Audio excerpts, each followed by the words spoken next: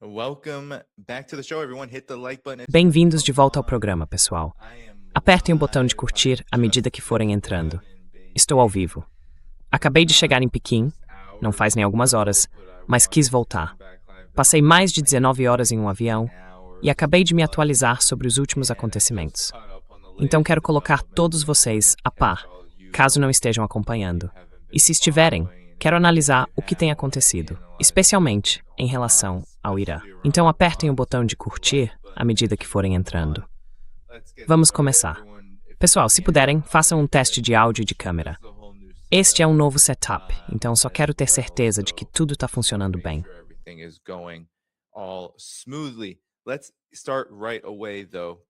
Vamos começar direto, porque enquanto as conversas aconteciam, acabamos de ter pelo menos 21 horas de negociações entre os Estados Unidos e o Irã em Islamabad, mediadas pelo Paquistão.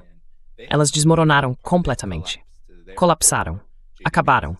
J.D. Vance foi embora. Os iranianos foram embora. Nenhum dos lados diz que as conversas vão continuar em algum momento no futuro. Mas enquanto isso acontecia, os Estados Unidos estavam escalando a situação. É por isso que eu digo que os Estados Unidos não são apenas incapazes de chegar a um acordo. São, na verdade, um Estado pária. É um império pária que busca exercer domínio. Não está interessado em paz, nem mesmo em uma pausa. Não, está simplesmente tentando obter qualquer vantagem possível em uma situação de derrota.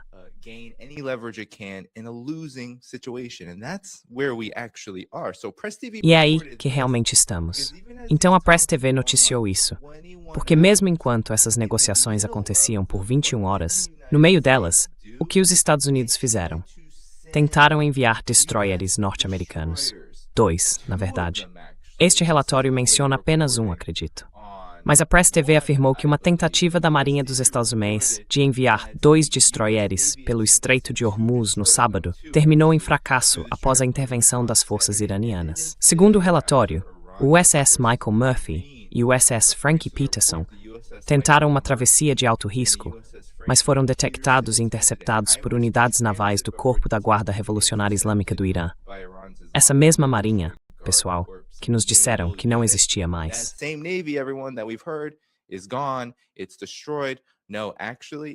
Está destruído. Não, na verdade, ainda está muito presente. A investigação afirma que os navios usaram táticas de guerra eletrônica e identificação falsa para parecerem embarcações comerciais de Omã enquanto navegavam próximos à costa, em águas rasas. As forças iranianas identificaram a fraude rapidamente e se moveram para bloquear a passagem. A Press TV, que é a mídia iraniana, afirma que mísseis de cruzeiro iranianos travaram mira nos navios e drones foram enviados sobre a área com um aviso de que as embarcações tinham 30 minutos para se retirar ou enfrentariam ataques. Então os navios inverteram o curso. Isso aconteceu durante as negociações. E não é apenas a mídia iraniana que diz que isso estava acontecendo. A Bloomberg também. Então aqui está o relatório da Bloomberg, segundo oficiais da Marinha dos Estados Unidos.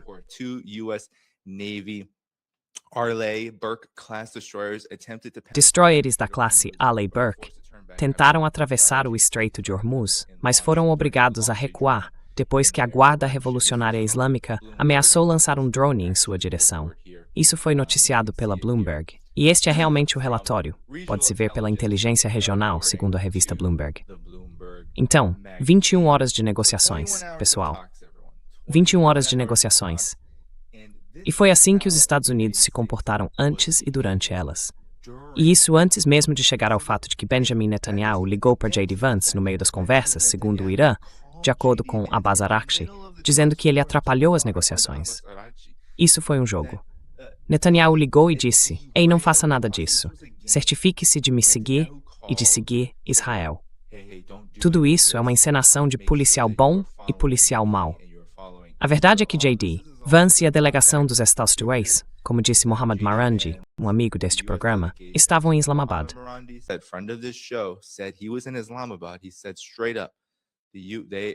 Ele disse claramente que os iranianos estavam preparados para a entrada dos Estados Unidos, mas não preparados para realmente negociar.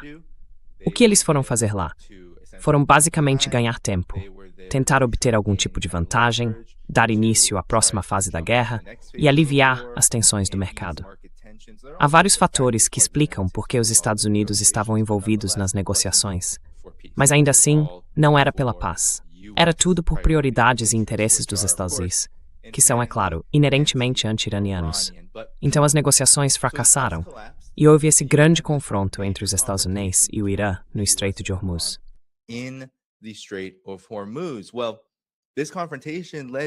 Bem, esse confronto levou os Estados Unidos a terem que recuar.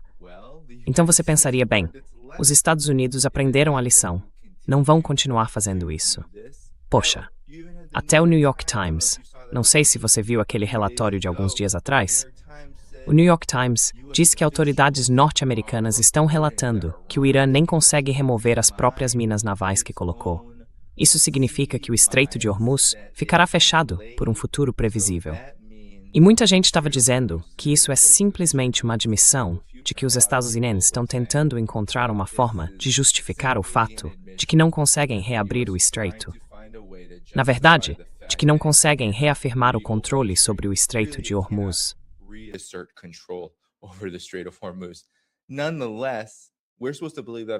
Mesmo assim, querem que acreditemos que o Irã é estúpido e fraco, que colocou essas minas navais de forma descuidada e que é por isso que precisa escoltar navios. Não, ele fez isso de maneira muito estratégica e o fez para se defender de incursões navais dos Azvis.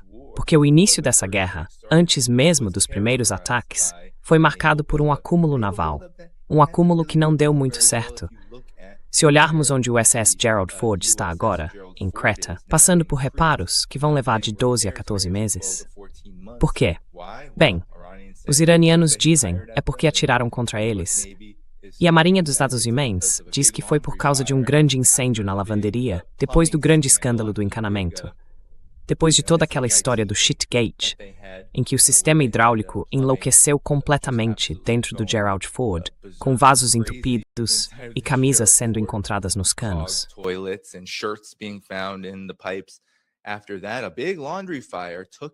Depois disso, um grande incêndio em uma lavanderia tirou o USS Ford de operação por um ano ou mais. Agora o USS George W. Bush está a caminho para substituí-lo. Você pensaria que os Estados Unidos teriam aprendido a lição com isso? Que seu poder naval não está onde deveria estar e provavelmente nunca estará, porque realmente não pode melhorar pelas razões que já discutimos neste programa. Mas os Estados Unidos aprenderam a lição? Não. Mesmo depois de terem sido forçados a recuar, e agora estamos falando de Donald Trump, surge a mais recente ameaça de que a Marinha dos Estados Unidos começará a bloquear o Estreito de Hormuz. Bem, não é interessante? Os Estados Unidos, sob Trump, agora dizem que vão impor um bloqueio. Então é isso. A reunião correu bem, a maioria dos pontos foi acordada, mas o único ponto que realmente importava, o nuclear, não foi.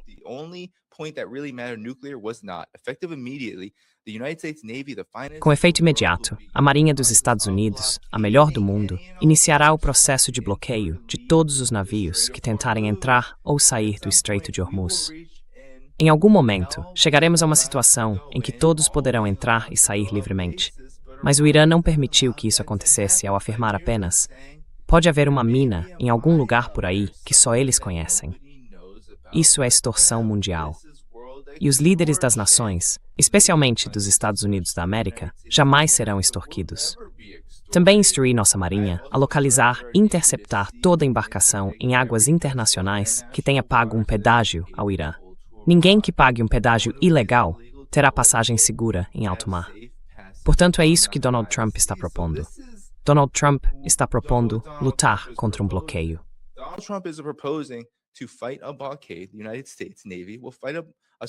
A Marinha dos Estados Unidos vai combater um chamado bloqueio, que na verdade não é, respondendo com um bloqueio real.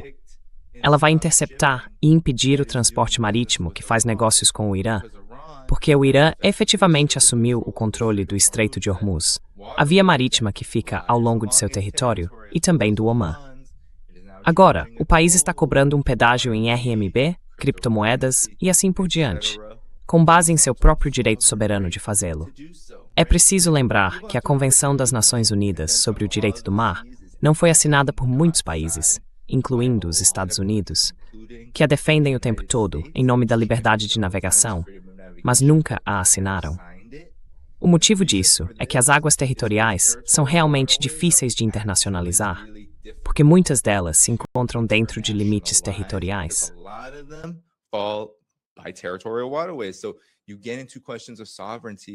Então você entra em questões de soberania, que são muito desafiadoras de lidar por meio de organismos internacionais. E é por isso que é absolutamente ridículo Donald Trump afirmar que quer bloquear o Estreito de Hormuz em meio ao que o Irã está fazendo, o que é, francamente, ridículo, reivindicando controle sobre ele, porque diz que esse é seu direito soberano. E ele tem um motivo para isso, segundo as leis de guerra e o direito internacional nas Nações Unidas, porque foi atacado pelos Estados Unidos e por Israel, potências estrangeiras. E agora, para ser bem honesto, o Estreito de Hormuz é uma zona de guerra. Acabamos de ver isso. Então Donald Trump está dizendo que vai bloquear o Estreito de Hormuz depois que seus destroyers foram enviados de volta, e agora eles vão fazer mais disso, como se isso não fosse ter consequência alguma. Esse é o estado das coisas agora para os Estados Unidos.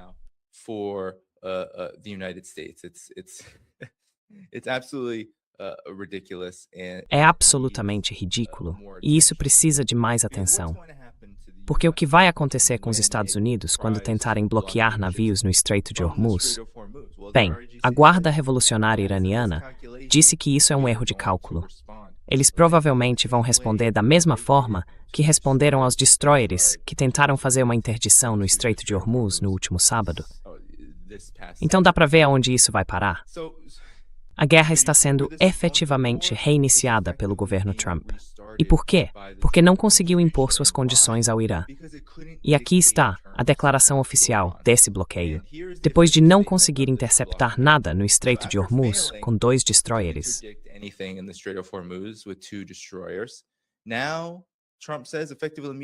Agora, Trump diz que com efeito imediato, a Marinha dos Estados Unidos, a melhor do mundo, começará o processo de bloquear todos os navios que tentarem entrar ou sair do Estreito de Hormuz. Isso vai fazer maravilhas, tenho certeza, para os mercados. Tenho certeza de que isso vai fazer maravilhas para os mercados de petróleo, para a economia global, depois que toda a razão para essa pausa de 2 semanas nas negociações de cessar-fogo foi o quê? Toda a razão era ganhar tempo para que os Estados Unidos deixassem a situação econômica aliviar, para que os mercados pudessem respirar aliviados, por saber que seus interesses não seriam completamente, literalmente, destruídos.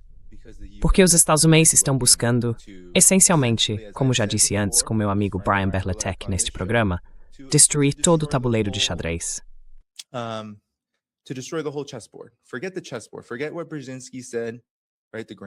Esqueça o tabuleiro de xadrez. Esqueça o que Brzezinski disse ontem, certo? O grande tabuleiro de xadrez. Toda aquela ideia de dividir e conquistar, usar a Guerra Fria e tudo isso para promover a hegemonia dos Estados Unidos.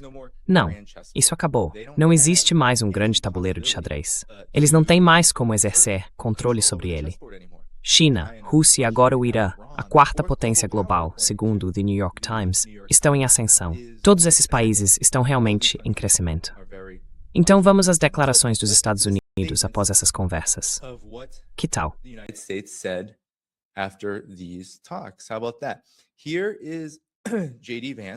Aqui está a declaração de J.D. Vance.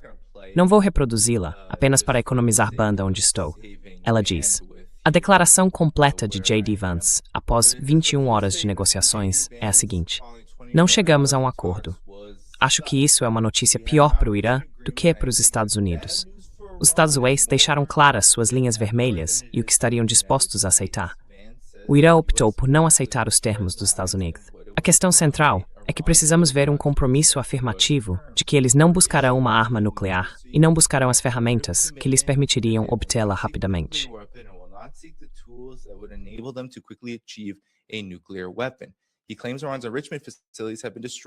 Ele afirma que as instalações de enriquecimento do Irã foram destruídas, mas diz que os Estados Unidos não viram um compromisso ou uma vontade fundamental por parte dos iranianos de não desenvolver uma arma nuclear. Não apenas por agora, não apenas daqui a 2 anos, mas a longo prazo. Agora, a questão é, por que o Irã cederia às exigências dos Estados Unidos? O Irã afirmou ter controle sobre o Estreito de Hormuz. Essa é a razão pela qual os Estados Unidos estavam buscando negociações de paz 3 semanas inteiras antes de o cessar-fogo ser realmente instituído em meados de março, segundo o Financial Times. A administração Trump estava entrando em contato com o Paquistão e outros mediadores em qualquer lugar da região que pudessem ter acesso ao Irã para começar a facilitar essas negociações de paz. Então, por que os Estados Unidos, por que o Irã decidiriam recuar?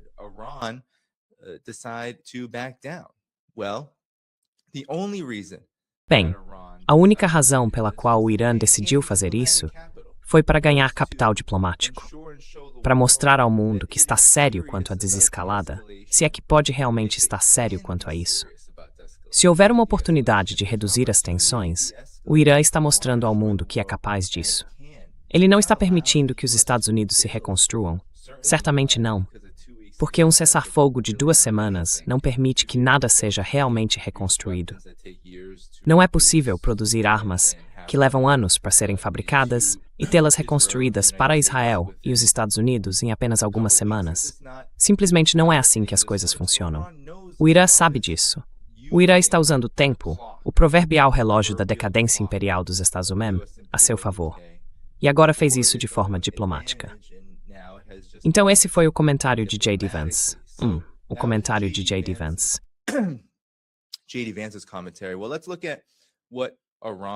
Bem, vamos ver o que o Irã disse, porque o que o Irã disse também é muito importante.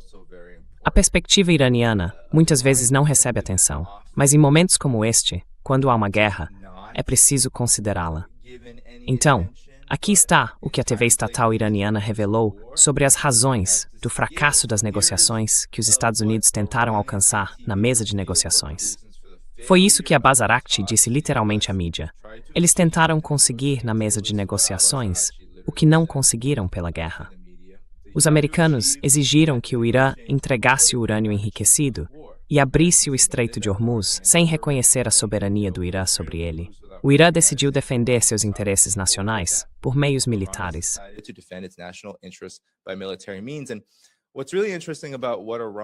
E o que é realmente interessante sobre o que o Irã acabou fazendo é que afirmou estar defendendo suas conquistas, defendendo os ganhos obtidos na mesa de negociações, o que é uma tática de guerra.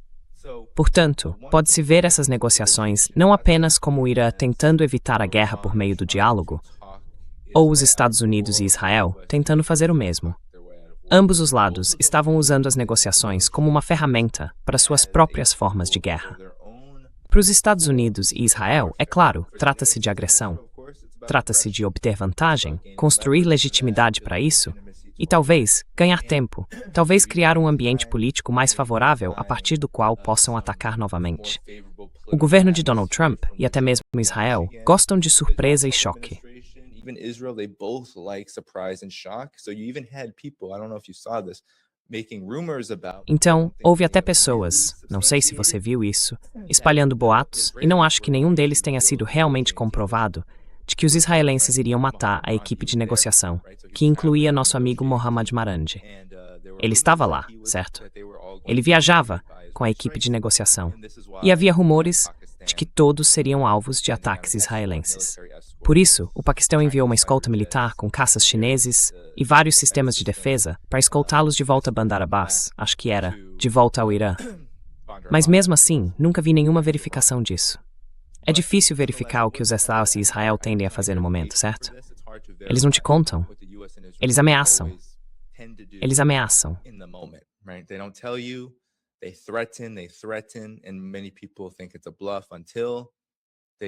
E muitas pessoas acham que é blefe até que eles decapitam, e é isso que eles fazem. Então era um medo legítimo. Mas ainda assim, esse é o ambiente, certo? Esse é o ambiente que os Estados Unidos e Israel querem atenuar. Eles querem garantir que quando realizarem esse tipo de ataque, seja sob o pretexto de, bem, tentamos negociar e o Irã foi intransigente. O Irã não quis negociar conosco. Então o Irã é o motivo desse fracasso. É isso que os Estados Unidos estão dizendo. E claro, o Irã diz o contrário.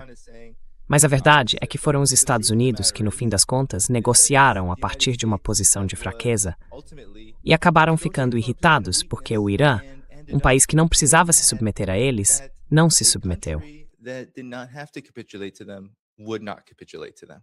And here is what Patricia Marin says, who's a E aqui está o que diz Patricia Marin, que é uma excelente analista geopolítica e escreve bastante no Twitter. Aqui estão os 10 pontos que explicam por que o Irã não está em posição de ceder e por que os Estados Unidos parecem viver em uma realidade diferente. O Irã controla o Estreito de Hormuz e qualquer tentativa de tomá-lo seria extremamente sangrenta e resultaria em muitas baixas. Como o Irã alertou hoje e como demonstrou ao fazer os 2 destroyers recuarem, ele também pode fechar o outro estreito, o Bab al-Mandeb, usando os Houthis ou Ansar Allah. Eu apenas acrescentaria uma ressalva a isso. Não seria o Irã usando os Houthis ou Ansar Allah. O Ansar Allah estaria muito disposto a fazer isso de forma estratégica para garantir a continuidade da resistência e fortalecer não apenas a posição do Irã, mas a de toda a região. Not just Iran's position, but the position of the entire region. It has maintained a stable daily rate of missile and drone launches for several weeks. Ela manteve uma taxa diária estável de lançamentos de mísseis e drones por várias semanas, demonstrando seu grande arsenal. Agora parte disso está vindo à tona.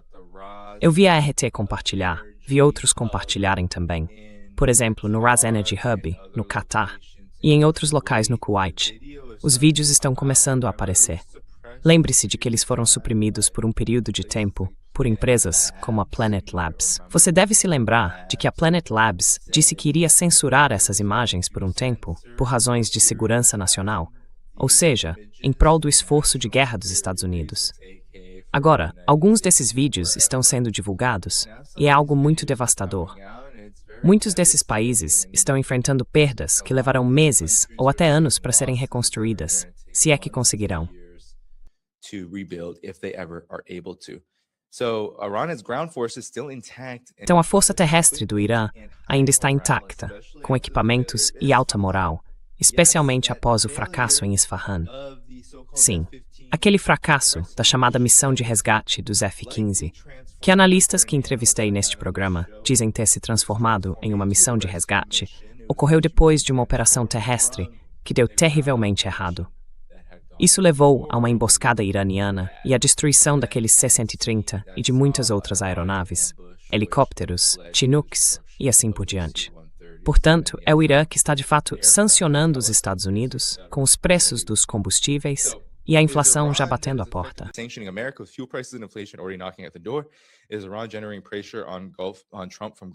É o Irã gerando pressão sobre Trump a partir dos países do Golfo. É o Irã pressionando Trump por meio de seus aliados asiáticos e europeus. O Irã está bem ciente da escassez de interceptadores que Israel e os Estados Unidos possuem e está explorando isso ativamente. Suas capacidades de defesa aérea estão melhorando gradualmente com a implantação de novos equipamentos, mostrando que o Irã tem uma estratégia de longo prazo. E eu concordaria com todos esses pontos. Na verdade, diria que são indiscutíveis. O Irã tem.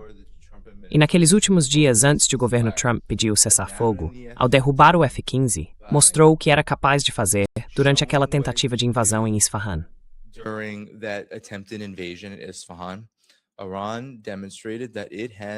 O Irã demonstrou que possui capacidades de defesa aérea, que nem são, bem, vamos deixar de lado a parte técnica disso. Elas estão sendo usadas de forma estratégica, de um modo que está causando aos Estados Unidos problemas que o país não pode tolerar por longos períodos de tempo. E é provável que o Irã realmente tenha a capacidade de sustentar isso por um bom tempo. E com os JASBs, segundo a Bloomberg, esses mísseis de longo alcance lançados à distância, disparados pelos F-15, F-18 e F-35 de fora do alcance da defesa aérea iraniana, eles estão prestes a acabar. Já estão tão esgotados que os Estados Unidos tiveram de admitir que precisam arriscar todos eles apenas para continuar lutando nesta guerra contra o Irã.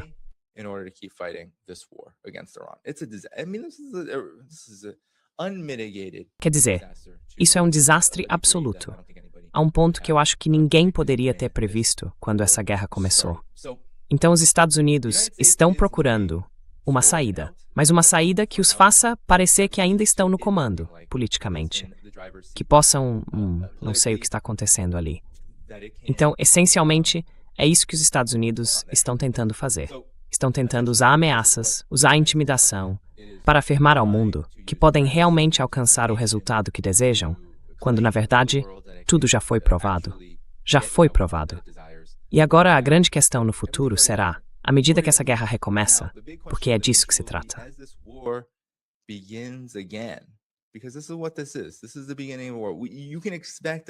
Este é o começo de uma guerra. Você pode esperar que os Estados Unidos, no mínimo, tentem bloquear navios ao redor do Estreito de Hormuz. Consigo imaginar um cenário muito realista em que navios saem do Estreito de Hormuz, em trânsito para outros lugares, e os Estados Unidos começam a interceptá-los a partir de águas externas. Assim como o USS Abraham Lincoln teve que se mover para fora do alcance dos mísseis antinavio e balísticos iranianos, consigo ver os Estados Unidos em um cenário como esse, seguindo esses petroleiros para fora do Estreito de Hormuz.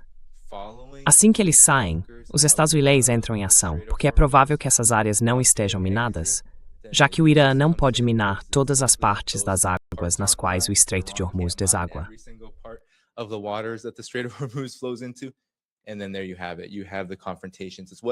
E aí está.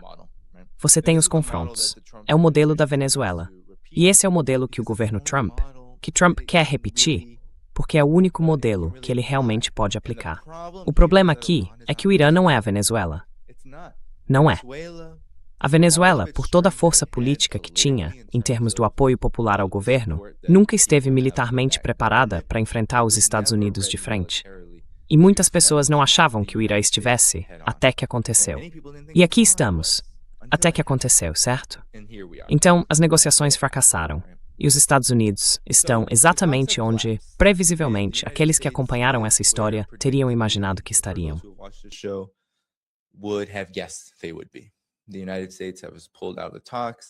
Os Estados Unidos se retiraram das negociações. Eles não estavam prontos para chegar a nenhum tipo de acordo de paz. Alguns disseram que talvez isso seja uma tática do governo Trump, falar de forma agressiva, falar alto, mas depois realmente conduzir as negociações a partir daí. Eu não acho que os iranianos confiem o suficiente nos Estados Unidos para que isso seja uma opção viável também. Porque por que você daria ao seu adversário? Por que você daria ao país? Ao império, ao aparato imperialista, à máquina de guerra que foi desencadeada contra você, contra o seu povo, qualquer autoridade? Lembre-se, a delegação iraniana reservou mais de 160 assentos em...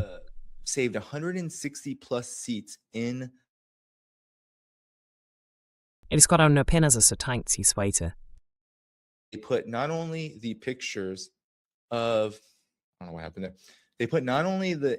Eu não sei o que aconteceu ali. Eles colocaram não apenas as imagens das jovens que foram mortas naqueles ataques horríveis, criminosos e genocidas de crimes de guerra pelos Estados Unidos no início da guerra, mas também exibiram as mochilas que encontraram, certo? Eram os restos das crianças que foram incineradas pelos Tomahawks e pelos ataques contra aquela escola, a escola Manab. E a delegação iraniana divulgou um comunicado dizendo: estamos trazendo-as conosco. Então, por quê? Depois disso, mesmo só esse ato, sem falar nos milhares e milhares de ataques direcionados a civis, contra a infraestrutura, contra hospitais, contra escolas, por que os iranianos dariam sequer aos Estados Unidos uma brecha para se vangloriar? Não. É por isso que o Irã não vai conversar, a menos que haja um motivo para conversar. O motivo pelo qual houve negociações em primeiro lugar é porque o Irã disse: estamos em uma posição de força e queremos ver até onde isso pode nos levar. A situação só piora, porém, porque não apenas o Irã está repelindo os ataques, mas também está repelindo os 2 destroyers navais que entraram em suas águas territoriais no Estreito de Hormuz. As negociações de paz não apenas desmoronaram, mas agora a inteligência dos Estados Unidos está soando o alarme sobre a China. Grande surpresa. E Trump já declarou que se a China fizer isso, então ela vai ter grandes problemas. Pois bem, é isso que a inteligência dos Estados Unidos está dizendo.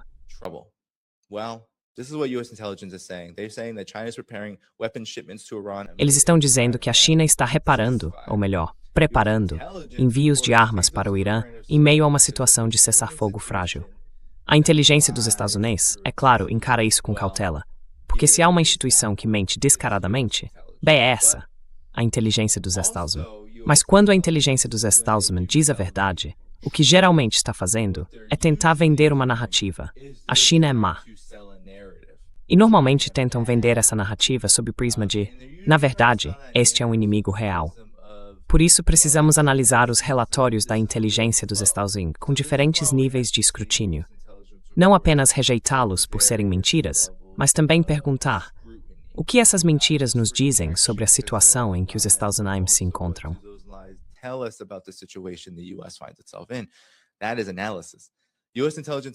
Essa é a análise.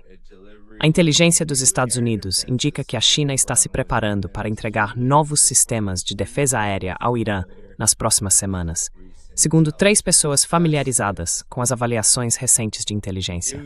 Seria uma medida provocativa, considerando que Pequim afirmou ter ajudado a intermediar o frágil acordo de cessar-fogo que interrompeu a guerra entre o Irã e os Estados Unidos. Donald Trump também deve visitar a China no início do próximo mês para conversas com o líder chinês Xi Jinping, embora essas conversas não estejam garantidas. Só estou deixando isso claro. As informações de inteligência também destacam como o Irã pode estar usando o cessar-fogo como uma oportunidade para reabastecer seus sistemas de armas com a ajuda de um parceiro estrangeiro importante.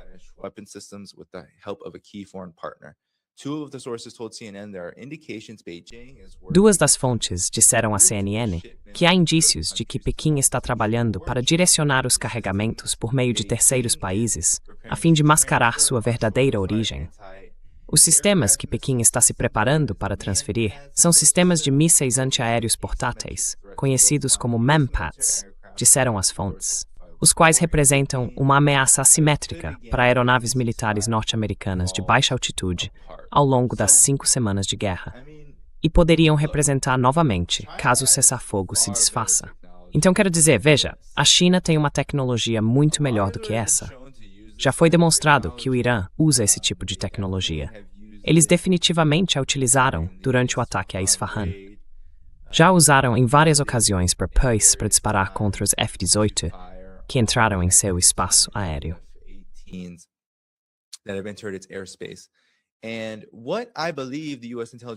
O que eu acredito que a inteligência dos Estados Unidos está realmente fazendo é alertar o governo Trump de que uma guerra aérea está se tornando cada vez mais perigosa e que, se os Estados Unidos não prestarem atenção, poderão ver mais aeronaves abatidas no futuro. E, claro, isso vai envolver a China, porque há um grande segmento da inteligência americana, os neoconservadores, as elites da política externa, que quer ver os Estados Unidos se voltando mais para a China e se afastando dessa questão do Irã. A questão do Irã, neste momento, está criando uma dor de cabeça econômica e causando um revés militar lá. Mas, se você puder concentrar o foco na China, bem, esse é um projeto de longo prazo, e muito dinheiro acaba sendo direcionado para o complexo militar industrial dos Estados Unidos.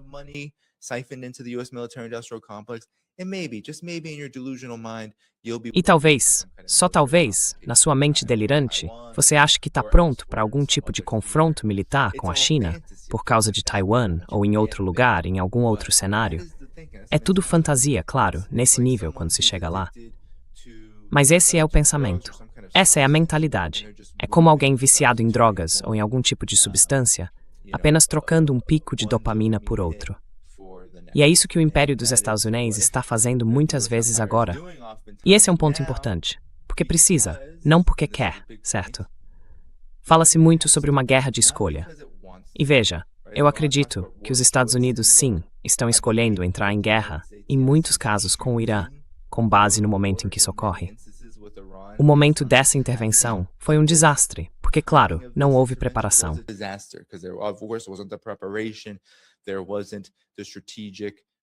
Faltava o conhecimento estratégico, as capacidades, a organização. Veja quem está liderando a Casa Branca. Veja quem está liderando esses esforços de guerra. Mas, na verdade, isso provavelmente sempre seria assim, certo? A incompetência é meio que onde o Império dos Estados Unidos se encontra quando não tem soluções. Não tem nenhuma visão de como vai alcançar os objetivos que afirma ter. Mas, indo mais direto ao ponto, Os Estados Unidos precisam estar em guerra com o Irã, porque, se não estiverem, estarão em guerra em outro lugar. E então o Império Americano, com Israel ao seu lado, precisa se perguntar: isso vai satisfazer nossos objetivos? Apenas bombardear o Líbano, o que é um crime de guerra horrível, supostamente para enfraquecer o Hezbollah, o que não está acontecendo, é suficiente para os Estados e Israel? Não. Antes de tudo, os Estados Unidos nem se importa de verdade com o Líbano. Só permite que Israel faça o que faz no Líbano, o genocídio lá, porque quer que Israel continue servindo aos interesses dos Estados Unidos na região, por meio do caos, da violência, mas também através de esforços conjuntos para subjugar qualquer alternativa à hegemonia norte-americana. É por isso que o Líbano, a catástrofe lá, as atrocidades, são toleradas. Mas nenhum outro cenário é viável neste momento. China e Rússia não é viável. Vou deixar isso claro agora. Não há nenhum mecanismo militar, econômico ou político que os Estados Unidos possam usar neste momento que consiga enfraquecer a trajetória.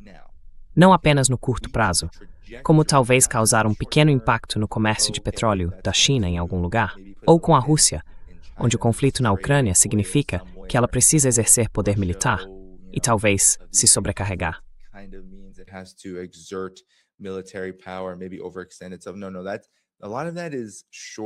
Não. Muito disso são problemas de curto prazo, porque há problemas com essas coisas. Mas quando você compara isso com o quanto esses países ganharam durante esse período de caos e excesso imperial dos Estados Unidos, a balança acaba pesando muito mais a favor deles do que o contrário. Então, Rússia e China deixam isso de lado. Isso não vai acontecer. Agora você vai para o Irã, porque o Irã é a única coisa que resta. Os Estados Unidos deixaram a região em ruínas, tentaram destruir todo mundo. Tiveram que recuar em relação ao Ansar-Allah, mas o Iêmen não é tão estratégico para os Estados Unidos, além do que seus chamados aliados estados vassalos querem dele.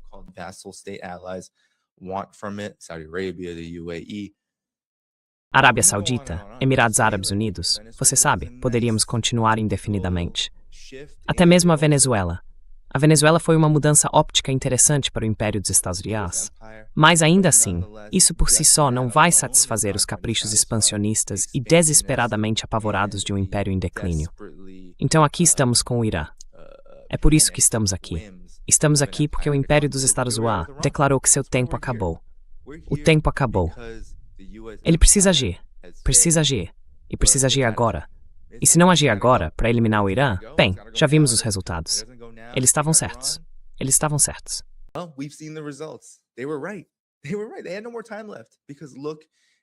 Eles não tinham mais tempo, porque veja como isso acabou se voltando contra eles. E agora veja isto. Está saindo em toda a mídia tradicional ocidental. Este é o conselho editorial do New York Times. A guerra de Trump enfraqueceu os Estados Unidos de 4 maneiras. Muito bem, eles listam 4 maneiras pelas quais, desde 28 de fevereiro, isso enfraqueceu os Estados Unidos. O golpe mais tangível para os Estados Unidos e para a economia mundial, é claro, é o Estreito de Hormuz, por onde passa 20% do petróleo e do gás natural do mundo. O segundo revés é para a posição dos Estados Unidos no cenário militar global. Esta guerra, junto com a assistência dos Estados Unidos à Ucrânia, a Israel e a outros aliados, consumiu uma parte substancial do estoque de algumas armas críticas, como mísseis Tomahawk e interceptores Patriot.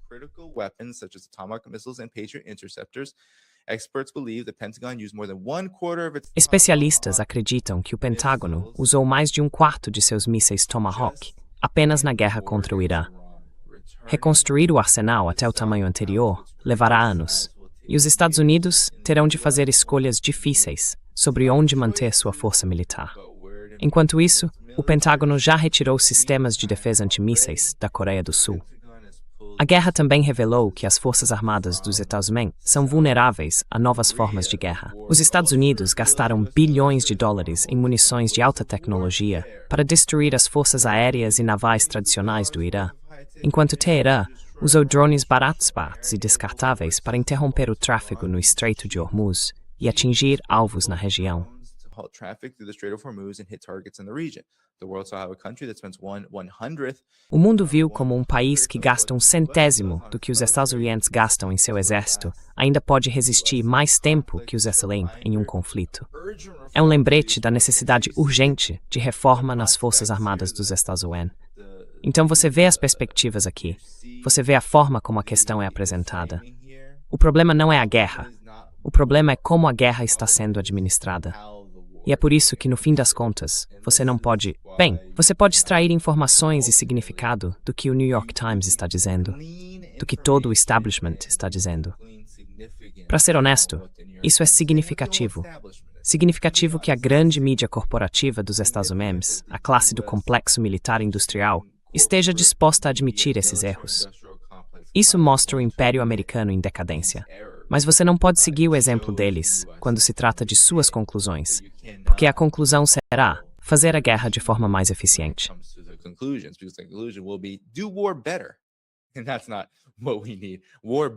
E isso não é o que precisamos. Melhorar a guerra só leva a resultados piores, na verdade. E é por isso que temos esse ciclo, certo? Temos esse ciclo de pensadores neoliberais, neoconservadores, os chamados estratégicos, que dão origem a forças mais fanáticas, que então, de forma fanática e ideológica, moldam como se apresentam. E depois todos eles voltam a formar um todo, uma única entidade. Então, o terceiro grande custo da guerra é para as alianças dos Estados Unidos. Japão, Coreia do Sul, Austrália, Canadá e a maior parte da Europa Ocidental se recusaram a apoiar os Estados Unidos na guerra, o que não surpreende, dado o modo como Trump os tratou. As tarifas, tudo isso, está voltando para morder os Estados Unidos de várias maneiras. Essa forma de agir como se pudesse seguir sozinho, como se, sabe, você não tivesse amigos. Você não precisa de aliados.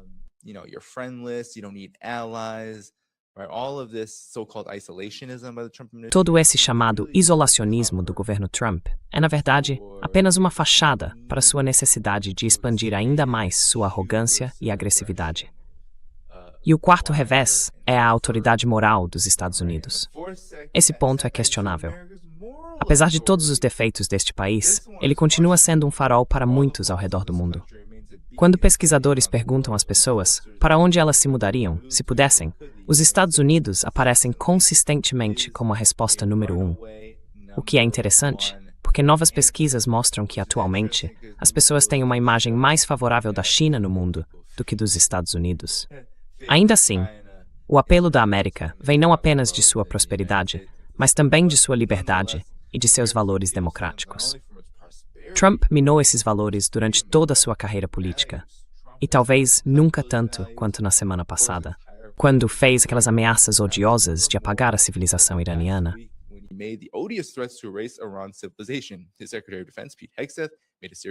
Seu secretário de Defesa, Pete Hegseth, também fez uma série de declarações sedentas de sangue, incluindo uma ameaça de não oferecer trégua, nenhuma misericórdia aos nossos inimigos. Então, autoridade moral. Agora eu tenho uma queixa quanto a isso, porque o Império dos Estados Unidos tem séculos de existência. O Império dos Estados Unidos tem raízes não apenas ao redor do mundo, mas dentro de suas próprias fronteiras, estabelecidas há séculos, mais de 250 anos atrás. E são sangrentas, encharcadas de sangue. Na verdade, estão repletas do uso de certos tipos de moral e certos tipos de valores, como o excepcionalismo americano, uma cidade sobre o monte, o farol sobre o monte. Esses tipos de valores são retratados para justificar crimes horríveis. E isso não quer dizer que nos Estados Unidos não existam pessoas boas, que não aconteçam coisas boas lá.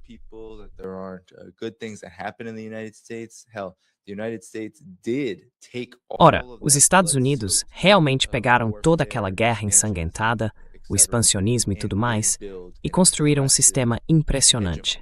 Tornaram-se, de fato, uma potência hegemônica. E houve coisas disso que acabaram dando frutos até mesmo para uma parte da população, certo?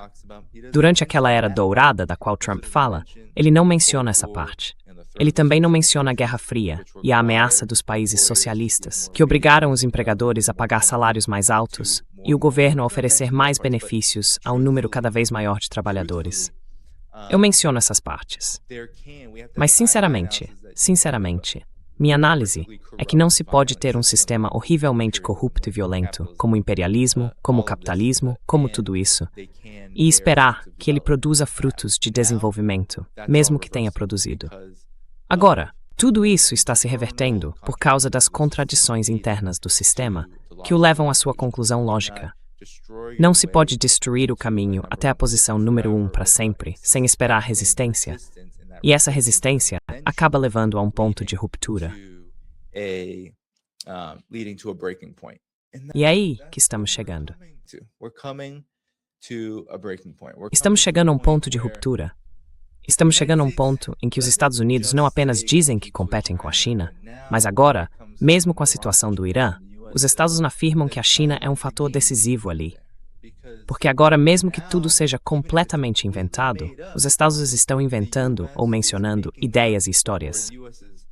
E caramba, se for verdade, é ainda pior que a China possa fornecer ao Irã de uma forma que faça uma grande diferença no campo de batalha contra os Estados Unidos. Isso é um grande golpe contra o ethos do excepcionalismo americano.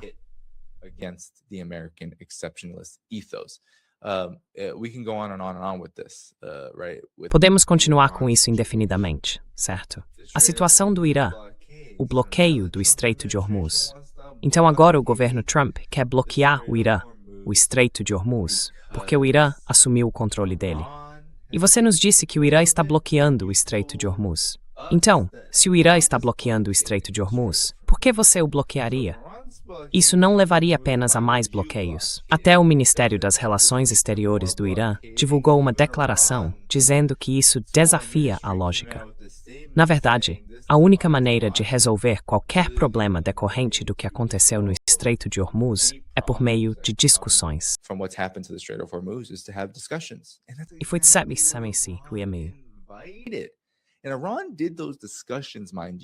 e o Irã manteve essas discussões, veja bem, sem que um cessar-fogo tivesse ocorrido no Líbano. E há uma história interessante sobre isso, porque o Irã foi efetivamente informado pelos mediadores, por meio dos Estados Unidos, de que haveria um cessar-fogo assim que as conversas começassem. E adivinha? Não houve. Os Estados mentiram. Surpresa. É por isso que as negociações aconteceram do jeito que aconteceram. Pode apostar que os negociadores iranianos estavam à mesa dizendo não apenas como podemos confiar em vocês, mas também como poderíamos não exigir que vocês fizessem isso agora. Eles estavam lá. Fizeram a viagem. Quase não foram. Fui informado de que esperaram por horas e horas, tentando decidir se iriam mesmo. Essa é a mentalidade no Irã neste momento. É diferente. This is the mentality right now of Iran. It is different. It is different than what a lot of Americans. É diferente do que muitos americanos e muitas pessoas no Ocidente coletivo estão acostumados. Não é apenas desafio, é ditatorial na forma como impõe seus termos. E também é metódico e impressionantemente estratégico. Isso está causando verdadeiros pesadelos para os Estados Unidos, que não têm, bem, eu nem gosto de usar a palavra estratégia com o Império Norte-Americano neste ponto. Dado o modo como ele se comporta e age com base em suas próprias contradições e problemas desesperados. Nem use essa palavra, certo? Não é isso. A forma como ele se comporta, não de maneira estratégica, mas imbecil, caótica. O único objetivo que parece ter em mente é alcançar aquele ponto de destruição que acredita levar a algum tipo de terra prometida.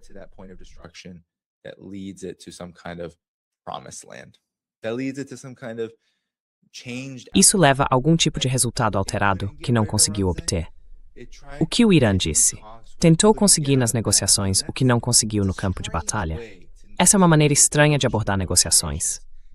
Normalmente você entra em negociações porque tem poder de barganha. E o que os Estados Unidos diriam? E o que J.D. Vance já disse? O que Trump disse? Trump acabou de repetir. Ele disse, sim, podemos eliminar o Irã. Ele fez isso de novo. Foi à Fox News e disse, podemos eliminar o Irã, podemos atacar toda a sua infraestrutura de petróleo. Sem mencionar que se os brasileiros fizerem isso, o que acontece? Ah bem, eu te digo o que acontece. Os mercados entram em colapso, a economia global afunda, e você tem uma situação nos Estados Unidos em que o preço da gasolina sobe 21% em um mês. And all items, all goods are up E todos os itens, todos os bens, estão 2, 3, 4 vezes mais caros do que estavam antes de 28 de fevereiro. Então é isso. Donald Trump não tem mais alvos. Scott Ritter esteve no programa. Ele disse que os Estados Unidos não têm mais alvos, porque esses alvos que têm não são apenas alvos militares. Esqueça as tecnicalidades depois disso, certo? Eles não são alvos militares. Você nem pode contá-los se estiver seguindo as leis da guerra. Mas os FZA nunca seguem, e eles nem são alvos no sentido de que as consequências de atingir essas coisas recaem ainda mais fortemente sobre os próprios Estados mesmo. Esmaga os próprios pés, entende? Atirar no próprio pé? Não. Crushes its feet, right? Shooting yourself in the foot? No. The consequences are just going to shatter. As consequências vão simplesmente se estilhaçar aos pés dos Estados Unidos. Então é essa a situação em que estamos. E os Estados Unidos poderiam muito bem. Tudo isso, quero dizer honestamente, é tudo um recomeço. Eu vejo isso como um reinício da guerra. Porque a guerra nem sempre tem a mesma aparência enquanto está sendo travada, certo? Nos filmes vemos as cenas de guerra, as linhas de frente, as batalhas da Segunda Guerra Mundial, esse tipo de coisa. E parece o que a Ucrânia se tornou de muitas maneiras, onde há 2 exércitos regulares se enfrentando. Mas muitas vezes a guerra não se parece com isso. E já faz muito tempo que não se parece.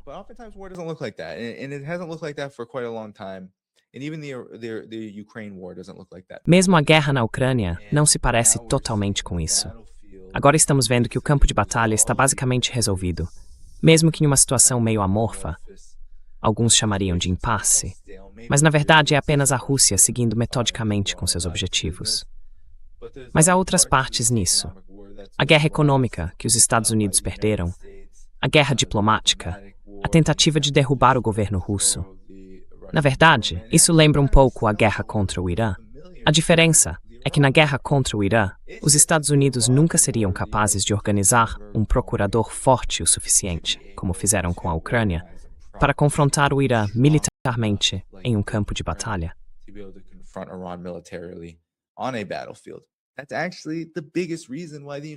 Na verdade, esse é o principal motivo pelo qual os Estados Unidos estão na situação em que se encontram agora. Como Larry Johnson e tantos outros neste programa explicaram, se os Estados enviarem forças terrestres para a região, elas seriam simplesmente massacradas, certo? Então o país teria que enfrentar as consequências, mesmo que causasse baixas, o que provavelmente aconteceria. Quero dizer, os Estados Unidos treinam para isso, praticam a arte de matar, invadir e assim por diante. Mas ainda assim, teriam que arcar com as consequências da resposta do Irã e de sua capacidade de ter, como disse Patricia Marin, um exército de alta moral, numeroso, com muitas pessoas se voluntariando para se alistar e defender o país agora. Isso significa que essa é uma situação ruim para os Estados Unidos.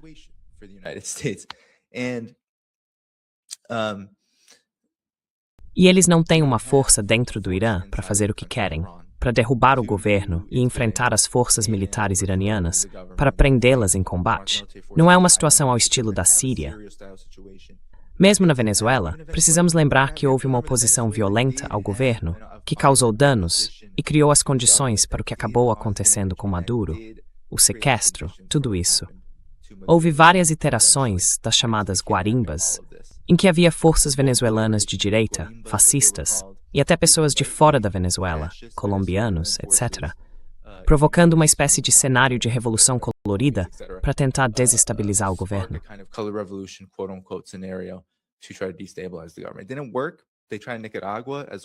Não funcionou. Eles tentaram na Nicarágua também, em Honduras, em vários países da América Latina. Eles seguem esse modelo. Esse não é um modelo novo. O Irã, porém, de uma forma tão chocante para os Estados Unidos, consolidou-se politicamente a tal ponto que isso não acontece lá. Claro, há críticas, há oposição ao governo, mas não existe no Irã nenhuma força disposta a se organizar para enfrentar o governo e o exército de frente e substituí-los por algo favorável aos Estados Unidos. Isso não existe. Não há nenhuma variação disso. Mas especialmente isso, e especialmente aqui.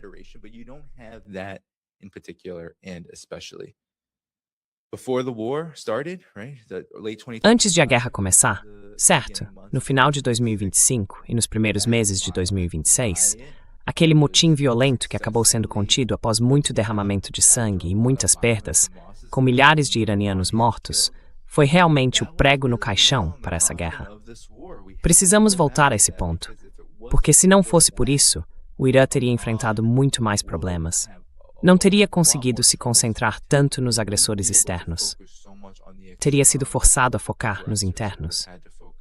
E, na verdade, historicamente, se olharmos para isso, o motivo pelo qual os Estados Unidos começaram a implementar modelos como os da Venezuela, da Nicarágua, da Síria, esses modelos de tentar criar dissensão e caos internos por meio de intermediários, certo? Trying to create chaos and proxies, right? The dirty wars in Latin America, all of them. As guerras sujas na América Latina, tudo isso aconteceu por causa dos movimentos anticoloniais, de libertação e anti-imperialistas do século XX, certo? Toda a Guerra Fria, esses movimentos eram vistos como ameaças impenetráveis. Então pense na Coreia do Norte, por exemplo, na RPDC, ou na União Soviética quando ainda era viável. Pense na China hoje, pense no Irã hoje, certo? Esses países tiveram movimentos que eram vistos como impenetráveis e, sem uma força interna suficientemente forte para enfraquecer sua legitimidade, nenhuma invasão externa poderia derrotá-los. Porque uma invasão externa nunca, certo? É isso. Nunca trará a vontade popular do povo para lutar por você. Não. Não, não. Você está destruindo o país.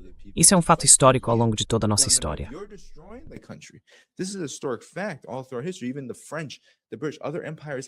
Até mesmo os franceses, os britânicos e outros impérios tiveram que aprender isso também, que quando tentaram invadir e colonizar, acabaram tendo que lidar com o povo local.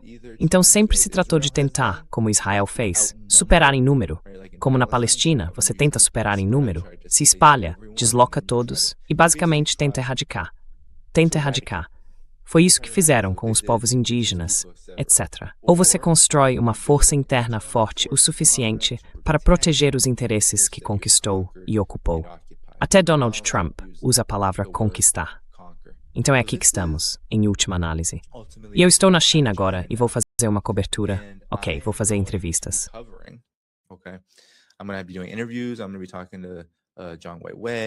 Vou conversar com John Whiteway. Vou conversar com Victor Gao durante essa viagem. Eu também ia tentar fazer isso hoje, mas não fiz porque acabei de chegar e queria configurar a internet e ver se estava funcionando. Então me conte como foi. Quero ver se funciona, mas vou fazer mais gravações andando e conversando para que você possa ver o que está acontecendo. Onde estou hospedado em Pequim agora? À noite acho que não teria ficado muito bonito, então vou ter que resolver isso outra hora. Mas eu vou fazer. E quero ver como a internet se comporta caso eu queira trazer convidados de volta ao programa para comentar sobre esses acontecimentos.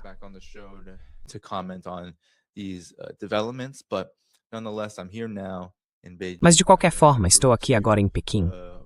Quero dizer, posso provar isso para você. Temos um pouco de comida aqui, esta é comida unanesa de Pequim. E vou relatar a perspectiva da China, especialmente porque, neste momento, a China tem sido, claro, desde o início envolvida nisso. Olhe para a tecnologia de radar. Eu gosto de tecnologia. Tudo foi muito impressionante, mas foi feito dentro do contexto de uma cooperação geral, não exatamente uma parceria militar. A parte militar é exatamente um crescimento econômico mais amplo. Sério, porque sair da China e o Irã é política. E é sobre isso que quero conversar com as pessoas que vou entrevistar. Por que é tão importante para a China e o Irã terem esse tipo de amizade? Por que isso ameaça tanto os Estados Unidos? E qual é exatamente o papel da China? A China forçou seus laços com o Irã, pressionou o Irã a participar dessas conversas?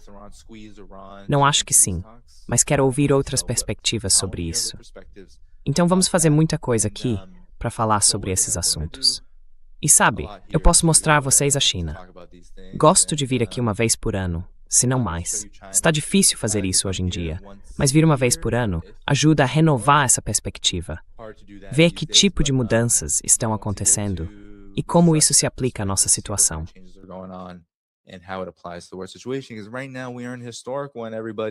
Porque agora estamos em um momento histórico, pessoal.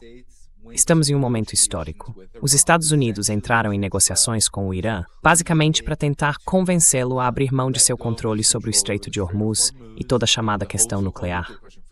Esqueçam isso. Esqueçam. Trump falou em nuclear. Esqueçam.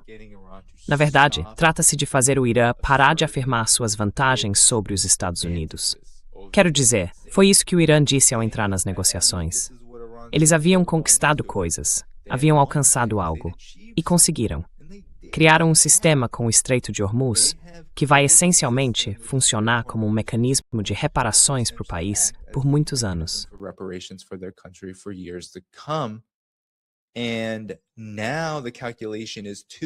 E agora o cálculo é que não importa o quanto os Estados Unidos possam destruir, a menos que o governo Trump descubra uma maneira de impedir o Irã de obter receita com o tráfego no Estreito de Hormuz, o Irã afirma que pode se reconstruir depois. E já está fazendo isso. Já está reconstruindo sistemas ferroviários, pontes e assim por diante. Coisas danificadas por ataques dos Azua e de Israel. Portanto, o Irã está se movendo muito rapidamente para fazer isso. É evidente que vinha se preparando para isso. Está em uma base econômica de tempo de guerra, mas também em uma que prioriza, é claro, o povo, em um momento de horror absoluto, trauma e pura criminalidade imposta a eles por uma potência estrangeira.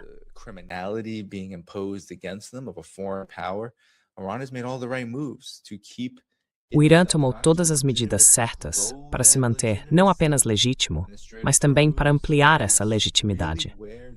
E o Estreito de Hormuz é realmente o ponto em que o Império dos Estados Unidos está completamente preso. Então o Império norte-americano, nem mesmo. Bem, repare para onde Trump está indo agora, e é aí que vamos encerrar. O governo Trump não está mais dizendo, sim, sim, sim, vamos para uma guerra total, vamos fazer uma invasão terrestre, vamos fazer tudo isso. Essas opções foram cogitadas e discutidas por um tempo. Mas isso não está mais acontecendo. Agora voltou-se aos bloqueios, navais, econômicos, as raízes do problema. Porque os Estados Unidos estão vendo, bem diante de seus olhos, sua capacidade de ditar os termos econômicos enfraquecer.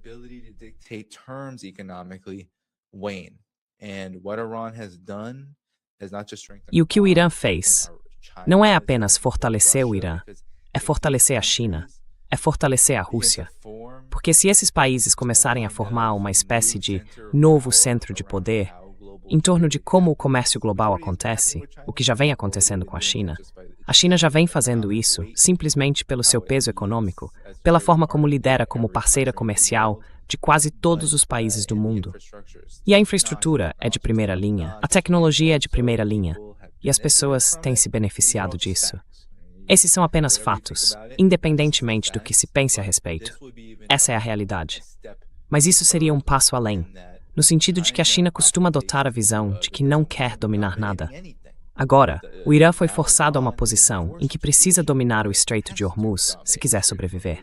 A China agora pode dizer, e a Rússia pode dizer, sim. Mas dessa aí, muitas áreas em que eles poderiam se afirmar militar, economicamente, a mostrar a própria segurança nesse seu operacional nível, no nível fundamental de sua sobrevivência.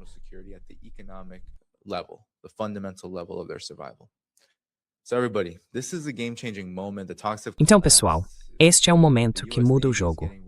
As negociações desmoronaram. A Marinha dos Estados Unidos está se preparando para entrar em uma guerra que será um desastre para ela. Trump está reiniciando essa guerra porque não tem mais nada. Ele não pode se curvar aos termos do Irã, que estão aí desde o começo, certo? Respeitar a soberania do Irã, parar os ataques, garantias internacionais de que os ataques serão interrompidos por meio de uma votação no Conselho de Segurança da ONU, além de um mecanismo para fazer cumprir essa decisão, reparações, um cessar-fogo no Líbano, todos esses termos que estão em pauta há meses. E agora, os Estados Unidos não conseguem sair da sala com o Irã sem levar isso em consideração, e saíram correndo da sala como uma criança fazendo birra.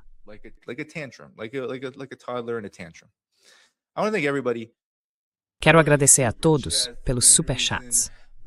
O principal motivo pelo qual Trump sequestrou Maduro foi tentar forçá-lo a mentir e dizer que a Venezuela interferiu em 2020, porque ele não suporta perder. Esse é um dos motivos. Não sei se é o principal. Maldito seja o homem. Obrigado, amigo, pela sua análise perspicaz e bem-humorada e pelos seus convidados maravilhosos nas últimas semanas. Tenha uma boa semana na China. Cuide-se. Sim, estarei por aqui por alguns dias, na verdade. Excelente trabalho, Danny. Obrigado. Obrigado por tudo isso. Danny Haiphong, incansável como um compatriota do Vietnã. Lembre-se, este ano marca 80 anos. As a Vietnam compatriot, remember this year marks 80 years.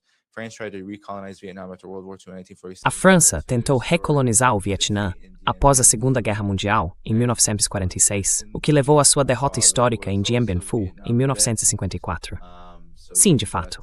Meu pai também foi veterano do Vietnã, então ele acabou enfrentando as consequências disso muitos anos depois. Sinto muito, as pessoas precisam parar de passar pano pro Trump. Isso me deixa louco. Ele é um homem adulto, com autonomia. Claro, ele mentiu, ele sempre mente. Mas não, eu concordo com isso. Eu concordo com isso. Quero dizer, Trump é o presidente dos Estados Unidos. Ele é um criminoso de guerra.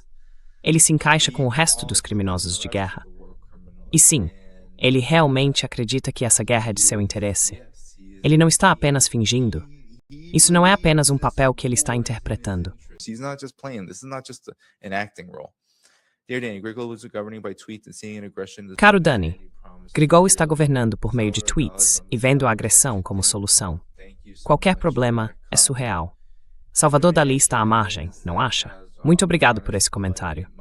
Houve alguma evidência concreta de que o Irã tem implantado minas? Sim. A única razão pela qual há evidências é porque a Guarda Revolucionária Iraniana está escoltando petroleiros, e não é apenas por diversão. Definitivamente há minas lá. Agora, quantas? Quão devastadoras? Quão o quê? Não sabemos. Não sabemos. Você sabe se Harachi e Persona já voltaram para casa sãos e salvos? Eles estão com 26 aqui. Acredito que sim, mas acho que há muito silêncio em torno disso, porque há muita... Ah, ele acabou de me mandar uma mensagem. Então ele está seguro. Certo. Oh, he just messaged me, so he's safe. All right. I'm gonna get with him some point soon, either by stream or... Vou conversar com ele em algum momento em breve, seja por transmissão ao vivo ou gravado. Certo, pessoal. Apertem o botão de curtir. Terminamos por aqui. Entendi. São 1h30 da manhã em Pequim. Tenho que ir, mas vou continuar fazendo isso. Certo. Todos os dias farei algo para vocês. Cuidem-se. Certo. Apertem o botão de curtir antes de sair. Não se esqueçam, porque isso ajuda. O que temos aqui? Agora temos 5,6 mil curtidas. Ótimo. Mas ei, são 12 mil de vocês. Se conseguirem mais 1.000 ou 2.000 curtidas, isso ajuda muito. Vi outro superchat grande. Não, já falei, já mencionei isso. Certo, pessoal. Apertem o botão de curtir. Estarei de volta amanhã. Avisarei o horário. Falou. I'll be back again tomorrow, let you know what time that is. Peace out.